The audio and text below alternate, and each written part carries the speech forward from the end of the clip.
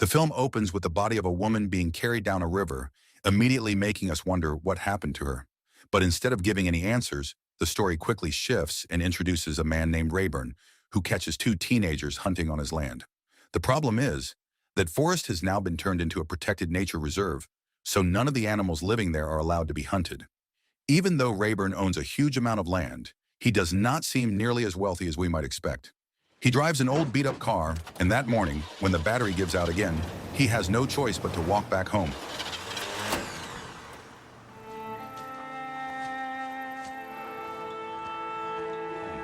The film then introduces another key character, a sheriff named Alice. She has only recently moved to town, but she has already earned a high-ranking position thanks to her education from a prestigious university. Her younger brother Brock is the complete opposite. Around town, he is known as a drifter with serious mental health issues, and that same morning, the police bring him in after he is suspected of getting into trouble again. According to Brock, the night before he got into a fight with a local thug named Moonblad while trying to protect a woman. Alice is not sure whether she should believe him or not, because there is always the chance that Brock is hallucinating. His mental condition has never fully recovered, and even now he is still required to take medication every day. Unfortunately, their conversation is cut short when Alice suddenly receives a report that the police have found a body near the riverbank. Based on the doctor's examination, the body appears to have been drifting in the water for about a week. Even stranger, there is a slash-like wound on the victim's neck. When officers investigate the surrounding area, they also find blood traces in the nearby forest, suggesting that the woman tried to escape but did not make it. The strangest part is that an arrow is found lodged among the branches. That means the killer may have used some kind of traditional weapon. Cases involving missing teenage girls have been happening in this town for quite some time, and one of those victims is Rayburn's daughter. She vanished 5 years ago without a trace. Ever since then, Rayburn has spent every week putting up missing posters, still hoping for a miracle. This is where his search truly begins. This is the silencing.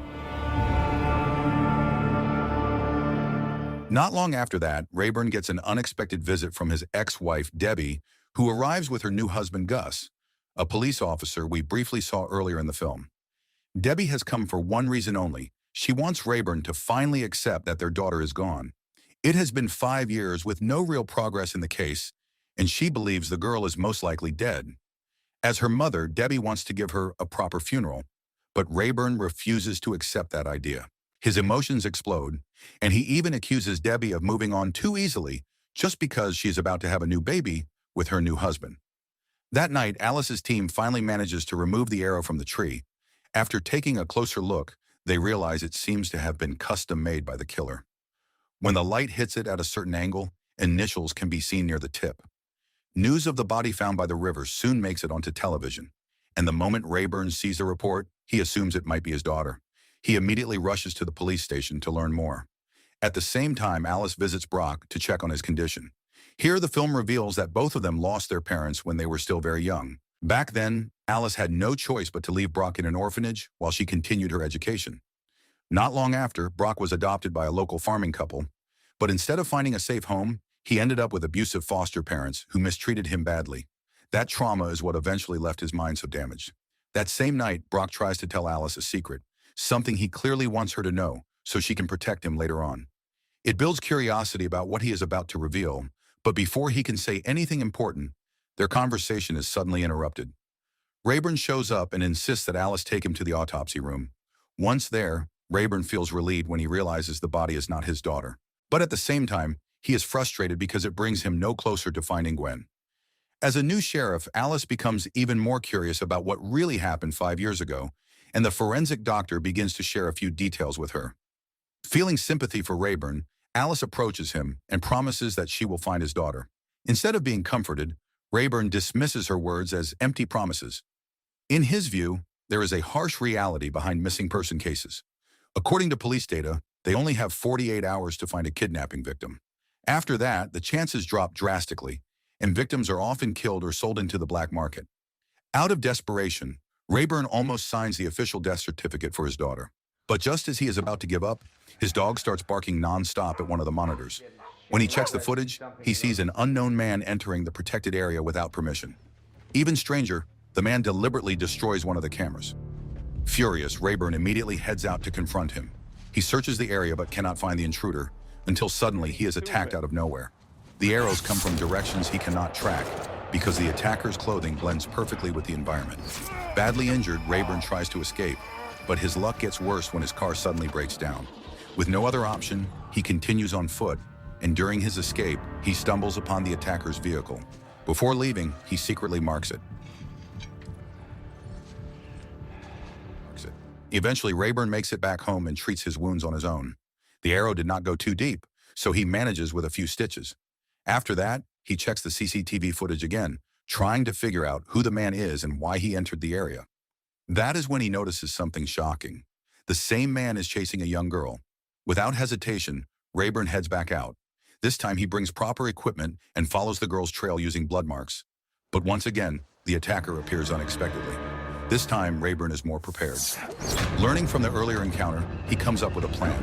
He throws a can of paint into the air and shoots it, causing the paint to splatter and reveal the attacker's position. Meanwhile, Alice visits someone she knows to identify the weapon used by the killer. At first, it might seem like the arrow was fired from a regular bow, but that assumption turns out to be wrong. The weapon is something far more primitive, and at Laddle, according to the shop owner, there is only one person in town known for making such weapons, a man named Sam Moonblad. The name immediately raises suspicion, since he is the same person Brock fought with the night before after trying to harass a woman. The initials found on the weapon match his name, which convinces Alice that he is very likely the killer. Meanwhile, we return to Rayburn, who finally manages to find the girl who was nearly killed by the masked attacker. She is in terrible condition, and just like the body from the autopsy, there is a disturbing cut across her neck. Without wasting any time, Rayburn carries her away from the scene. At the same time, Alice heads to a rough area known as a hangout for drug users and local thugs.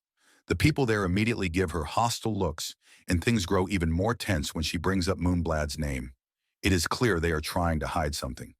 Just as she is about to leave, a woman approaches her and quietly reveals the location of Moonblad's hideout. Back in the forest, night begins to fall, and Rayburn is still far from home. Carrying the injured girl slows him down, and the harsh conditions make it impossible to keep going without rest. Fortunately, he remembers a set of underground containers he once installed as animal traps. Now they might serve as a temporary shelter. When the girl finally regains consciousness, she initially mistakes Rayburn for her captor, but it does not take long for her to realize the truth. Together, they climb down into the container to hide. Her name is Molly, and the reason she cannot speak is because the attacker damaged her vocal cords. This finally explains why the previous victim had the same wound on her neck. Elsewhere, Alice arrives at the house believed to be Moonblad's hideout. The place appears empty, but her curiosity pushes her to go inside and search for clues. In the basement, she finds several Atlatl weapons, which only strengthens her belief that Moonblad is the killer. Suddenly, she hears footsteps coming from upstairs, and it turns out to be Gus. He followed her because he was worried after learning she was investigating alone. He also brings troubling news. Brock has gotten into trouble again. A witness claims that Brock was the last person seen speaking with a missing girl, and that girl turns out to be Molly. Alice struggles to believe that her own brother could be involved in something like this. But when she thinks back, Brock did mention that he had made a mistake and needed her help. To be sure, she secretly goes to his apartment. That is when she discovers something alarming. Brock has not been taking his medication at all. If this continues, his mental state could become even more unstable. The next morning, Rayburn and Molly continue their journey, though they stop briefly to rest. Rayburn begins to suspect that his daughter may have been taken by the same attacker, since all the victims so far have been young girls. With that in mind, he tries to find out if Molly has ever seen or recognized his daughter before. As night approaches, Rayburn finally makes it back home after an exhausting journey. He lets Molly rest on the couch while he looks for a radio to call the police. But just as he is about to head into the kitchen, his dog starts making noise, almost as if it is trying to warn him. Moments later, the truth becomes clear. The masked attacker has tracked him down and is already inside. Without hesitation, the man launches an attack. It feels like the encounter from the forest has only fueled his rage. Rayburn fights back as best as he can, but in the end, he is overpowered and goes down. Molly quickly grabs a weapon and tries to help, but none of her shots land. When she runs out of ammunition, she is brutally killed.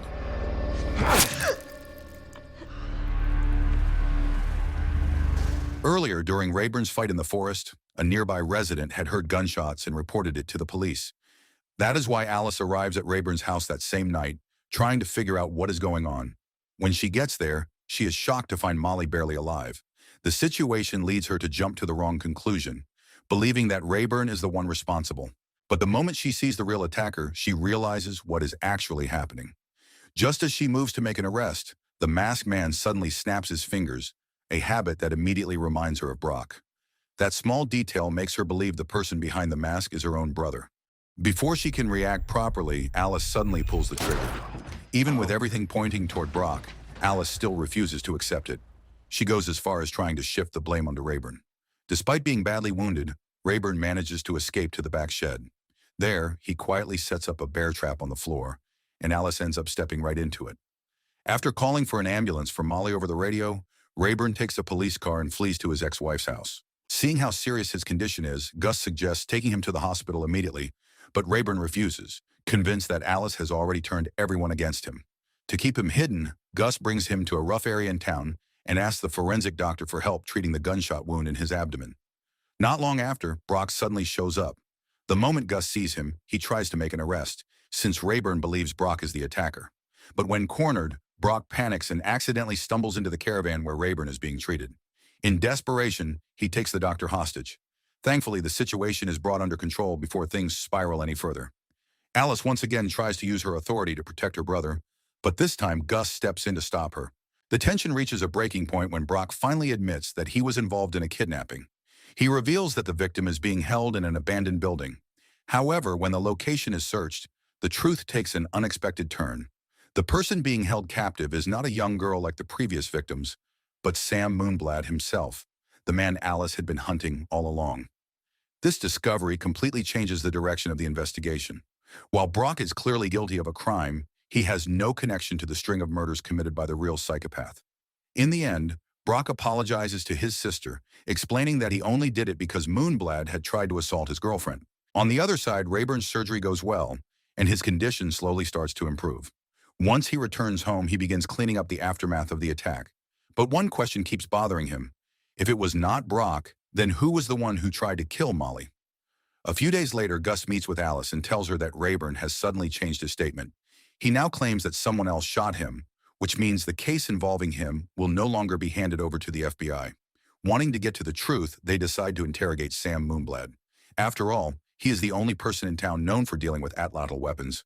But despite all the questioning, they fail to get any useful answers. Meanwhile, as Rayburn is cleaning up empty bottles, he is suddenly reminded of what happened 5 years ago, right before his daughter disappeared.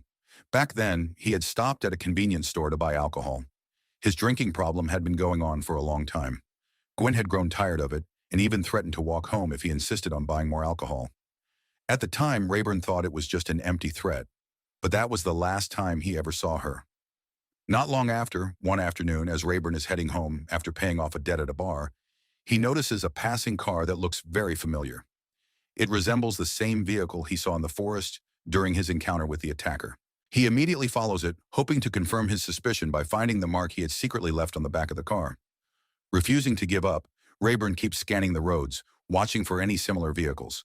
Since the town has a relatively small population, he believes this method might actually work. Eventually, he spots it again and starts following it. This time, he confirms it. The car carries the exact mark he left behind, but something feels off. The person driving the car does not match the attacker at all. It is just an older man. When questioned, the man explains that his neighbor occasionally borrows the car. That realization makes everything clear. To avoid suspicion, the real culprit has been using someone else's vehicle during his crimes. Without wasting time, Rayburn heads straight to the neighbor's house and sneaks in through the back door, determined to find out where the missing girls have been kept. There is a chance his daughter could still be there. As he searches the basement, he finds walls covered with missing person posters, including one of Gwen. Then behind a curtain, he discovers an unconscious young girl with signs of surgery on her throat. But before he can react, Rayburn is suddenly attacked and injected with something, causing him to lose consciousness almost instantly. At the same time, Alice visits Molly at the hospital. It is there that she finally notices something important. The girl has a surgical wound on her neck, exactly like the one found on the body by the river. Realizing this could be a crucial clue, Alice immediately goes looking for the doctor who performed the autopsy, hoping to understand the purpose behind those injuries. Unfortunately, the doctor is nowhere to be found. While searching through his office, Alice accidentally uncovers the truth. She finds a photo of the doctor with his daughter, who had died in a car accident. That moment changes everything. It suddenly becomes clear why the kidnapping and murder cases have never been solved. The man responsible for examining every victim has been the killer all along. His name is Dr. Bonds. When the police search his house, they manage to find one of the missing girls alive. But the killer himself is already gone. He is seen taking Rayburn deep into the forest, preparing to finish him off. Because of the injection earlier, Rayburn is extremely weak. Strangely, instead of killing him right away, Dr. Bonds lets him run, treating him like prey in a hunt. Around the same time, Alice heads to Rayburn's house to share what she has discovered. When she arrives, his dog keeps barking in front of the monitor, revealing that Rayburn is still in danger. Out in the forest, Rayburn tries to reach one of the underground containers to hide, but Dr. Bonds keeps firing arrows at him. During his earlier capture, Rayburn had secretly taken a flare from the car's trunk, and now he uses it to fight back.